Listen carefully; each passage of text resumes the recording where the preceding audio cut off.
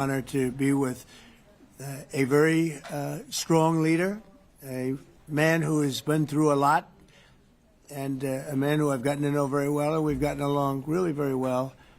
And we had a big call yesterday, as you know, with President Putin, and we'll be talking about it.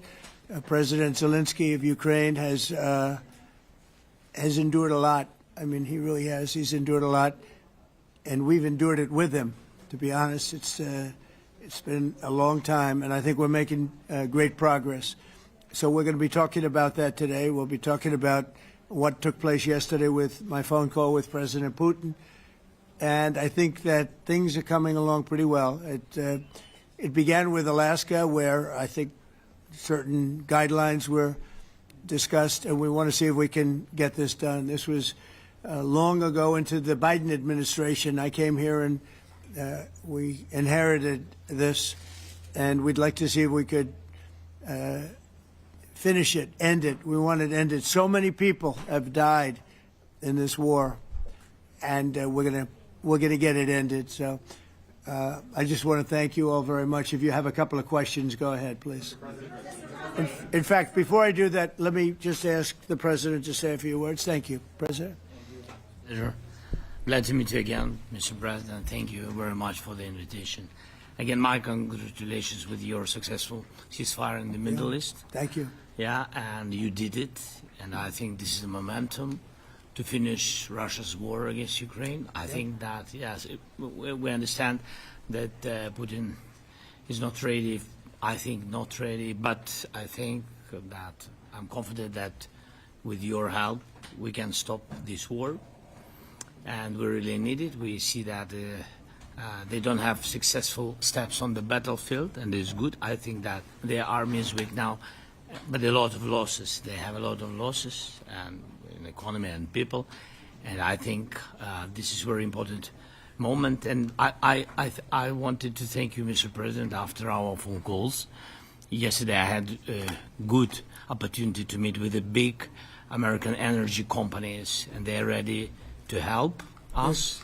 Yes, after all these attacks on our infrastructure, Russian attacks, and etc. And I had also meetings, thanks to your team. We had meetings with a good military companies. We spoke about air defense, and I want to share it after with details where we are.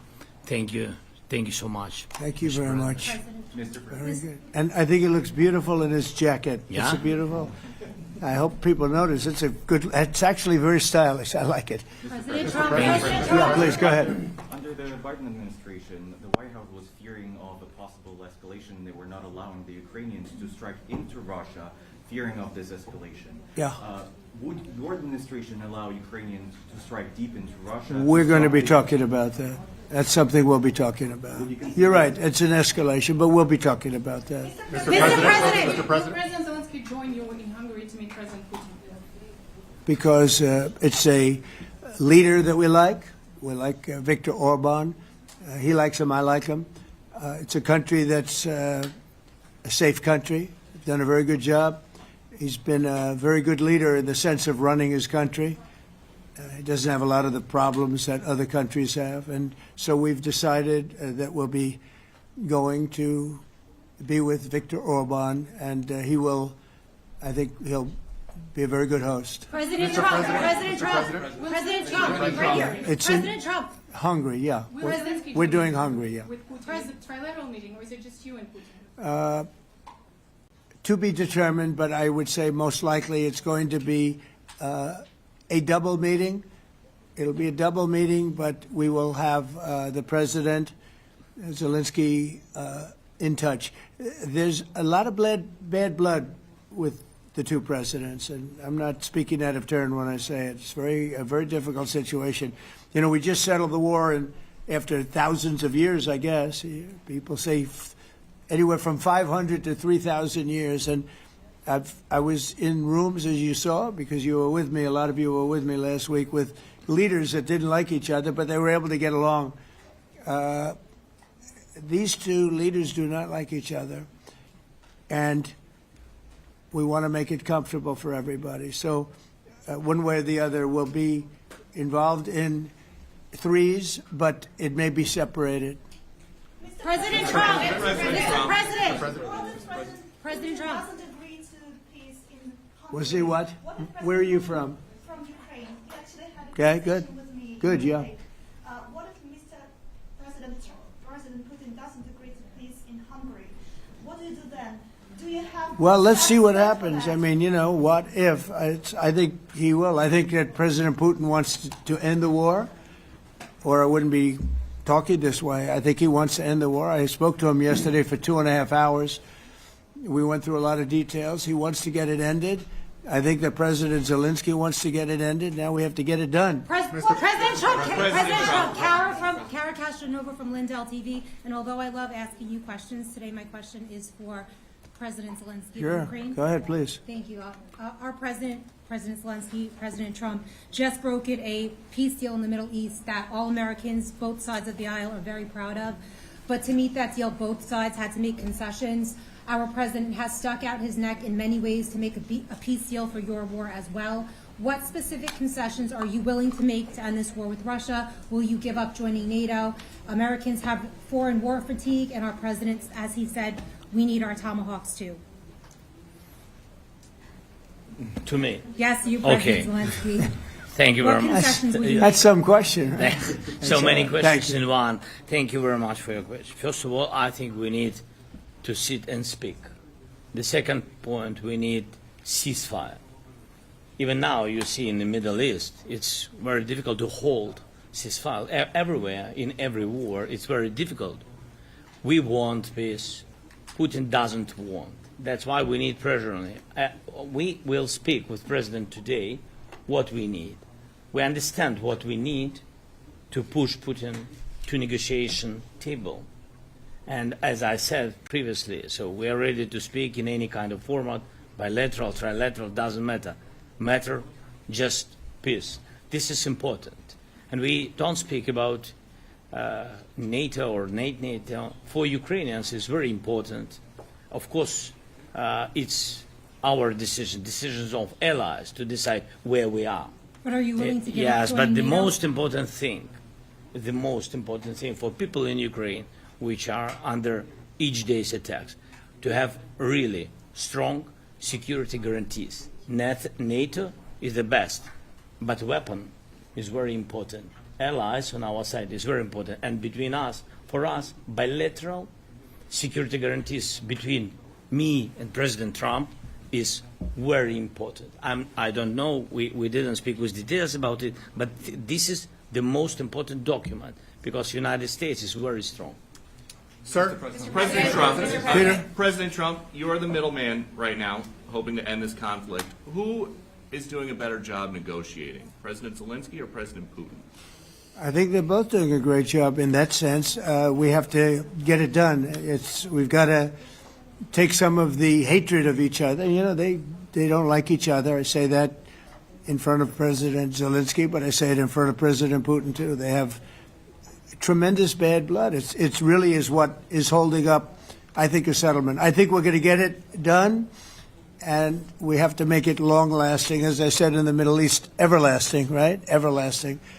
And the Middle East is a much more complicated situation. You know, we had 59 countries involved, and every one of them agreed.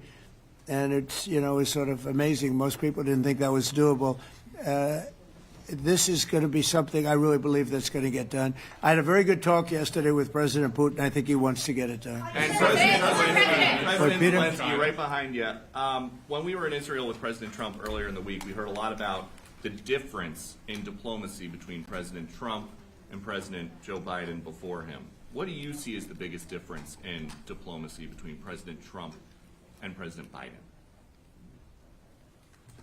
President Trump has a big chance now to finish this war.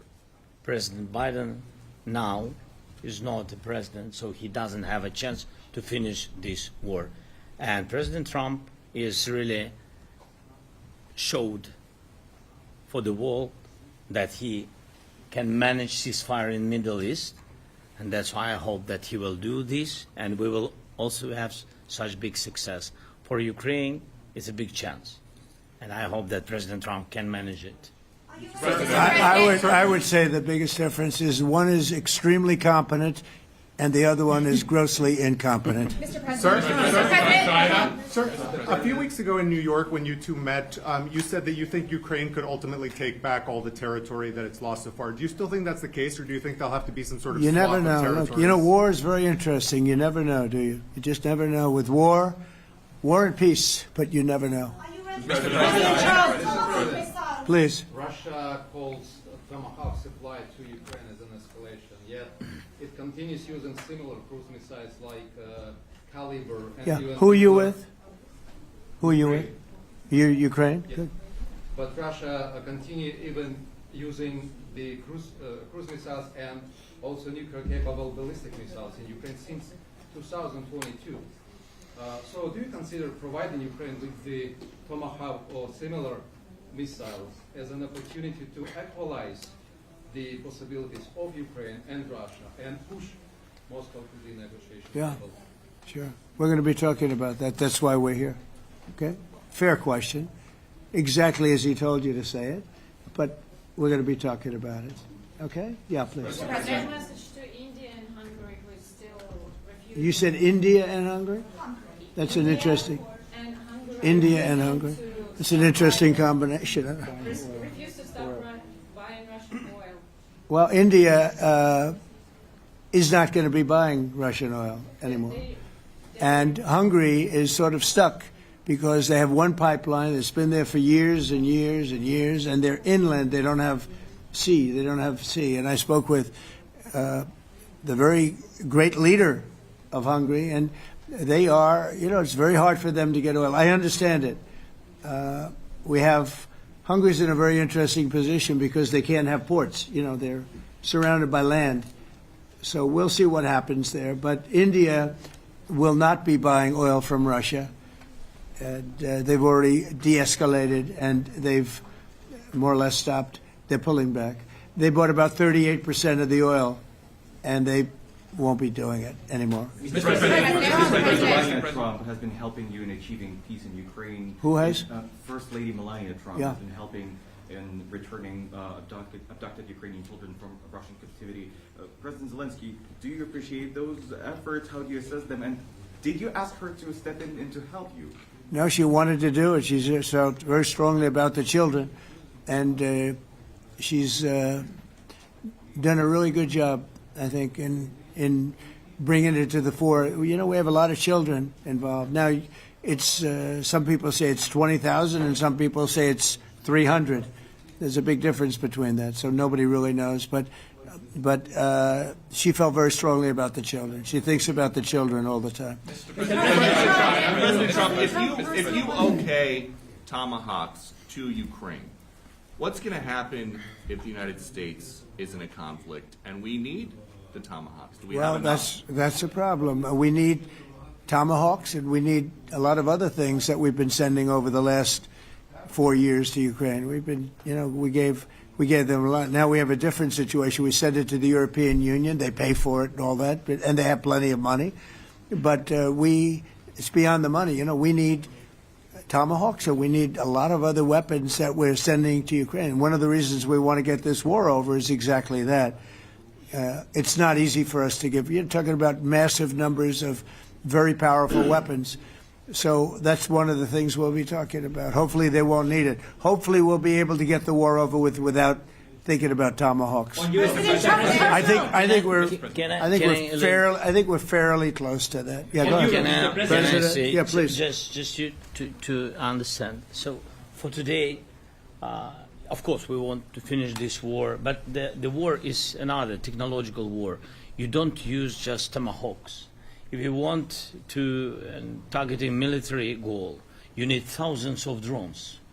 It goes together with such missiles. Ukraine has such thousands of our production drones, but we don't have Tomahawks. That's why we need Tomahawks. But the United States is a very strong production, and the United States has Tomahawks and other missiles, very strong missiles, but they can have our thousands of drones. That's why where we can work together, where we can strengthen American production. And so just so that I understand, so you're suggesting kind of a trade. If President Trump okays Tomahawk missiles to help you launch Yes, it's into about Russia, military goals. then It's you only would about let- military goals. Right, but then you would authorize some kind of an exchange where Yes, of course. the U.S. gets Yes, we Ukrainian- have proposition. Yeah, And we have big proposition President- with our drones. President Trump, I don't mean to be brokering an arms deal here, but is that something that you would be interested in, Ukrainian drones?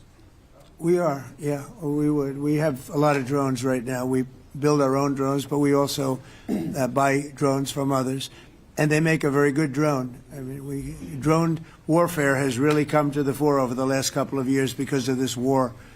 I will say, there's nothing like the jets. You know, we knocked out a lot of drones in Israel. We were knocking them out for Israel, and we were doing it with extremely fast and powerful jets, following the drones and knocking the hell out of them. So, it's, you know, we know a lot about the drones, and we know a lot about the great jets, the great ones.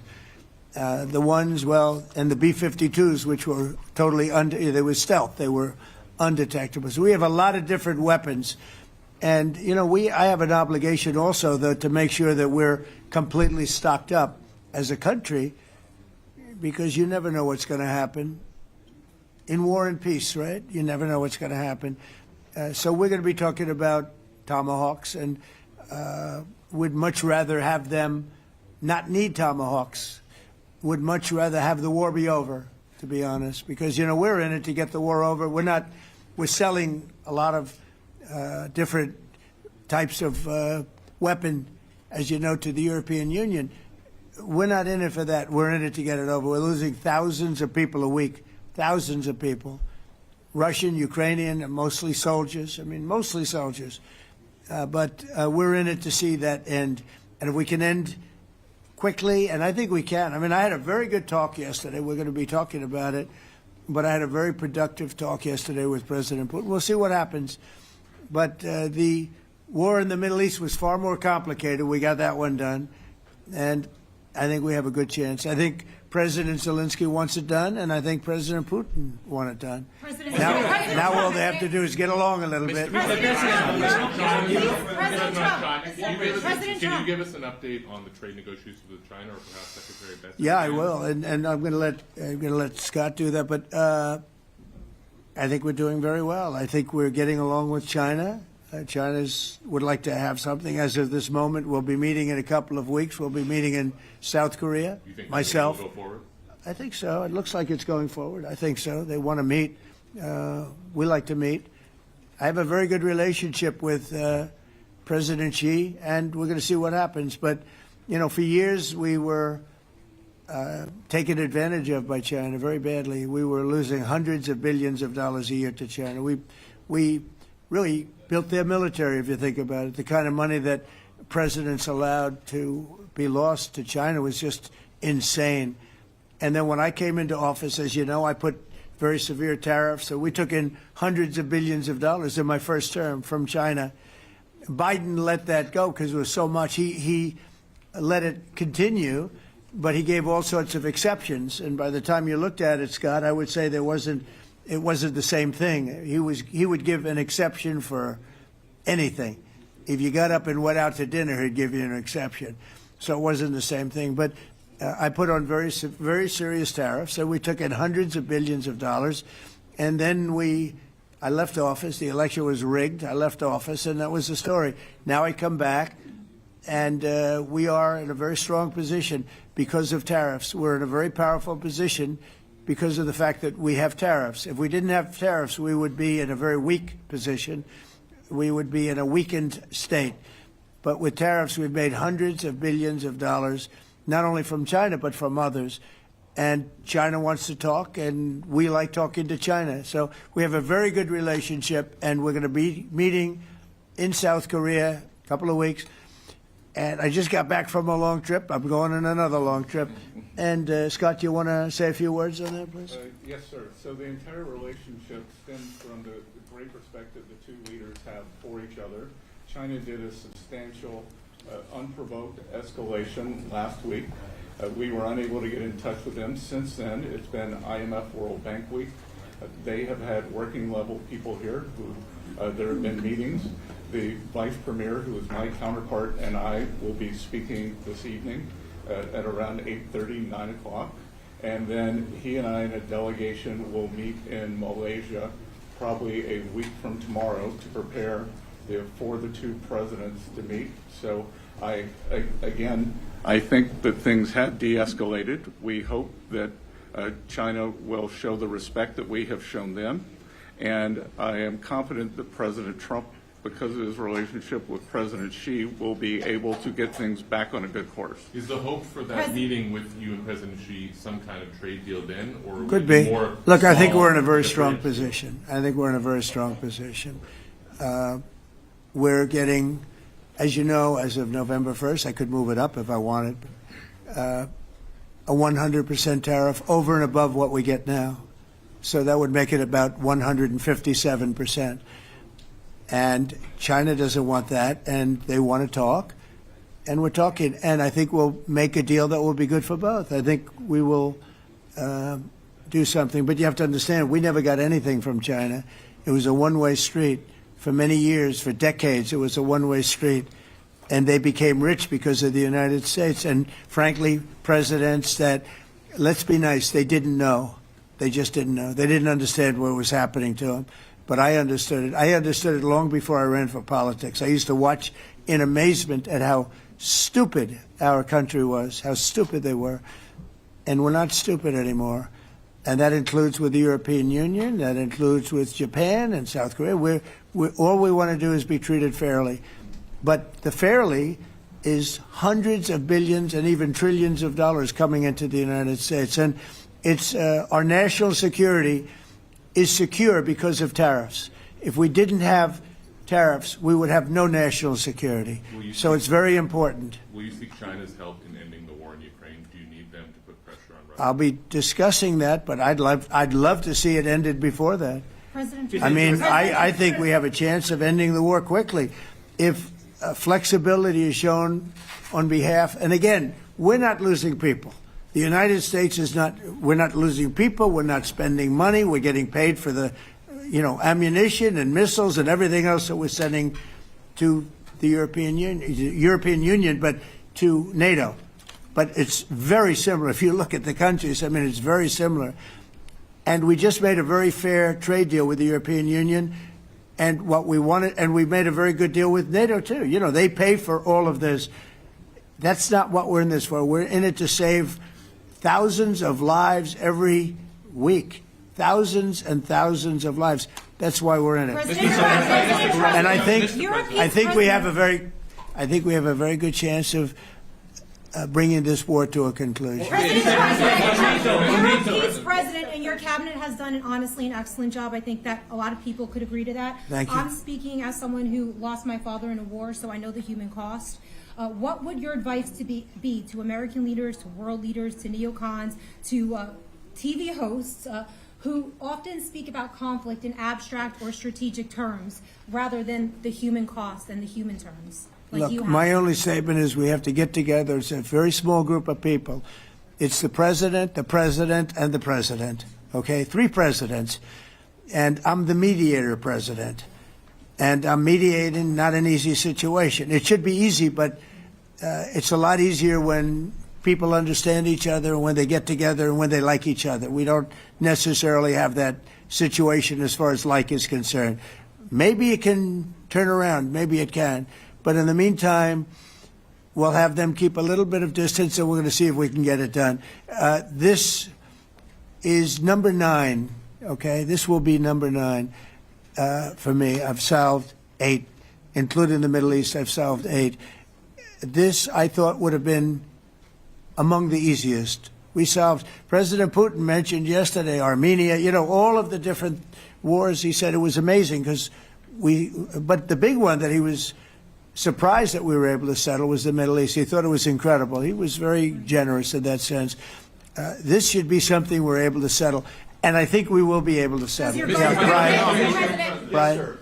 On that note, you will go down as the peacemaker, no doubt, and you will resolve this war. Well, we resolved 8 others. It's funny how people say that. If you get this one, every time I do one, they forget about that one. I solved 8 wars. Go to Rwanda and the Congo, talk about India and Pakistan, look at Thailand, look at all of the wars that we solved. And every time I solve one, they say, if you solve the next one, you're going to get the Nobel Prize. I didn't get a Nobel Prize. Somebody got it who's a very nice woman, very nice. I don't know who she is, but she was very generous. So I don't care about all that stuff. I just care about saving lives. But this will be number 9. But every time I solve one, they said, sir, if you solve one more, you're going to be known as a peacekeeper. So to the best of my knowledge, we've never had a president that solved one war. Not one war. Bush started a war. A lot of them start wars, but they don't solve the wars. They don't settle them. And especially when they have nothing to do with us. I guess just about all of these wars had nothing to do with us. But I saved tens of millions of lives. The Prime Minister of Pakistan said, I saved millions of lives in interceding on Pakistan, and you look at Pakistan and India as an example. That would have been a bad one, 2 nuclear nations, right? So I say this, this is pretty much the last one, although I do understand that Pakistan attacked, or there is an attack going on with Afghanistan. That's an easy one for me to solve if I have to solve it. In the meantime, I have to run the USA, but I love solving wars. You know why? I like stopping people from being killed, and I've saved millions and millions of lives, and I think we're going to have success with this war. Wait, please. This, President Zelenskyy, this is your 3rd time over here. Oh. And by the way, you look excellent. Thank you, sir. Thank you. For you, by the way. This is your 3rd time here. How different sitting across from the president is this time versus the 2 previous times here at the White House, and how confident are you hearing the success rate of solving these prior wars that he can get this war solved? First of all, about suit. The same suit because the same president. It's very simple. The next president will have another suit. Yes. About our relations with President Trump, I think we have important dialogues, and I think we begin to understand each other. Yes, and I know that President is briefed very well about the situation in the battlefield, and he knows a lot what's going on the battlefield in Ukraine, and I think it really helps. When you know a lot of things, a lot of details about one or another war, it helps a lot. But we are still in war, and I hope we can manage. You have been I think clear it's that there are important. some countries that are not meeting their commitment. You pointed out Spain. They said that it's impossible. No, Spain has not come through. No, Spain has not been loyal to NATO. Spain has been, they're the only one. Everyone went up to, as you know, I mean, you were at 2% and they all went up to 5%, but Spain disagreed with that. I think Spain should be reprimanded for that. I think it's very bad that they did that, but that's up to them. That's up to NATO and Spain. They cannot be expelled from NATO. Can they or not? They cannot, according to the treaty, but they also claim that they are protected by the European Union umbrella for trade. Well, the other people, many of the other countries are in the European Union too. They're not complaining, right? President, I can tell you that Putin is serious. That's of interest. Mr. President. They're protected by Yeah, please go ahead. Thank you, Mr. President. Do you think you can carry the momentum from the Middle East deal over to this deal? And if I do. So, how does that move the needle? Yeah, I do. I think we carry a lot of momentum, a lot of credibility. Getting Middle East done was very important. Nobody thought it could be done. That was one nobody thought could be done, and we got it done. And a lot of that was the big hit that we put on Iran with respect to the nuclear. They took that was an unbelievable military maneuver, the B-2s, and many other planes involved, by the way, but the B-2s. Yeah, I think nobody expected that to happen, and you know we had 59 countries involved, and these were countries very diverse. You had Arab, Muslim, Jewish. You had every country, Christian. You had every country, and many countries involved, and we got that done. And we got it done pretty swiftly after we after we set the table properly. We had to set the table properly. This should be one that we get done. And I think the table is set properly here now, too. And it'll be a great honor. It'll be a great honor to get it done. And the Ukrainian people are great, and the Russian people are great. And obviously they have much in common, as we understand. They have a lot in common. So it'll be a great honor to get it done. On Venezuela, there are survivors from your latest boat strike. What happens to those survivors? Well, I'll ask Marco to discuss that possibly. Yeah, it's well known there's an ongoing narco-terrorist operation the United States has been conducting. As far as details of any recent strikes, we're not prepared here to announce all those details, but you'll get that information here very shortly. And how are there survivors when these are meant to be lethal attacks? Yeah, again, I mean, we're undertaking these operations against narco-terrorists. That's what these are. These are terrorists. Let's be clear. And but as far as the details of any recent operations, when we are prepared to announce those, we will, as the president has consistently done. So you may get something on that later today. Let me ask you, that was in a submarine, right? We attacked a submarine, and that was a drug-carrying submarine built specifically for the transportation of massive amounts of drugs, just so you understand. This was not an innocent group of people. I don't know too many people that have submarines. And that was an attack on a drug-carrying, loaded-up submarine. Yeah. On Putin, is it your belief, as Mr. Zelenskyy said yesterday, that the threat of tomahawks and costs, as Secretary Hicks put it, is that bringing him to the table, the fact that it's kind of a carrot and a stick? I don't know what's bringing him to I think he wants to make a deal, that's all. I can't tell you what's bringing him. Sure, that's the threat of that is good, but the threat of that is always there. Tomahawks are very dangerous weapons. They're incredible weapons. If you like warfare, it's one of the most accurate. You know, we hit 30 Tomahawks in Iran after the B-2s did their damage. We sort of gave it a little capper with 30 Tomahawks from a submarine, quite far away actually. But they're an amazing weapon. They're a very powerful weapon, but they're a very dangerous weapon. And it could mean big, escalation. It could mean a lot of bad things can happen. Tomahawks are a big deal. But one thing I have to say, we want Tomahawks also.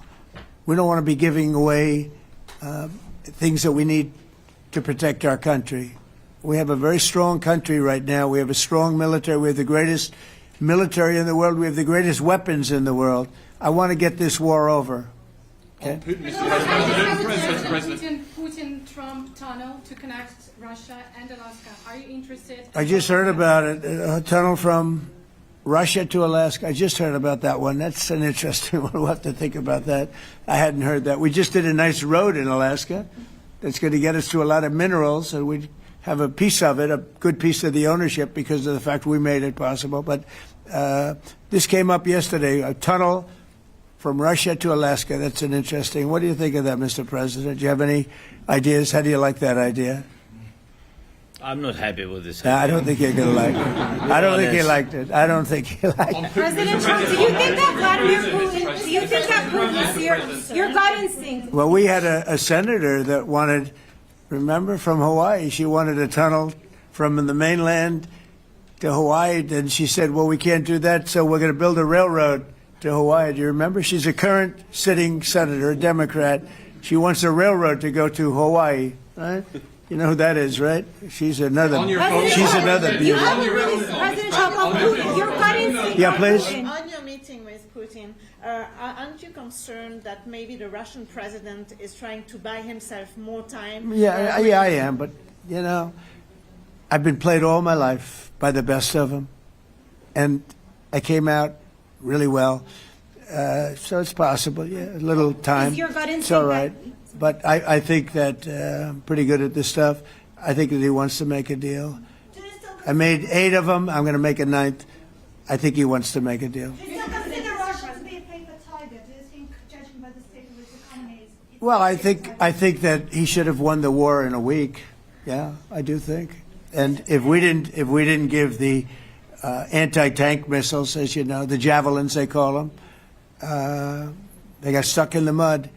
They would have been in Kiev very quickly. They were heading to Kiev. So, in war, you have a lot of luck, too. People, weather has won war, and the cold and the heat and all things take place in war. But that was a very interesting moment when the tanks started rolling and some brilliant general said, let's go through the mud instead of going down the highway, right? So they got a little bit lucky. But you know where they really got lucky? I gave javelins. That wasn't given by Barack Hussein Obama. He gave them sheets. There's a statement. Obama gave them sheets and I gave them the javelins. And the javelins are a devastating weapon. And that wasn't given by Obama. That was given by, because at the time it was Obama. That was given by me. So it was like one of those things. And you had hundreds of them. They're a devastating weapon. We have a lot of devastating weapons. I'd rather not use them. But that was a big moment. When the tanks got stuck, they got stuck. And call it luck or call it talent. I'm not sure what you'd call it, but it was a big moment in time. Do you think Democrats will give you credit? Do you think Democrats will give you credit when you finally end this war, like they did with the war in the Middle East? And I think right now the Democrats are really damaged, mentally damaged. They want to take $1.5 trillion with a T, $1 trillion, and give it to people that invaded our country. They came into our country illegally, from prisons, from mental institutions, gang members. They want to give them health care and take it away from our citizens. We're not going to do that. $1.5 trillion. They want to destroy. They want to destroy our health care system. We're not going to let that happen. Have you authorized CIA operations in Venezuela as part of? Well, I wouldn't say that, but some interesting things are happening around the world. I'll say that. It's been reported, Mr. President, it has been reported that Maduro offered everything in his country, all the natural resources. He even recorded a message to you in English recently, offering mediation. What should we do in order to stop that? He has offered everything. He's offered everything. You're right. You know why? Because he doesn't want to fuck around with the United States. Thank you, everybody. Thank you. Thank you, everybody.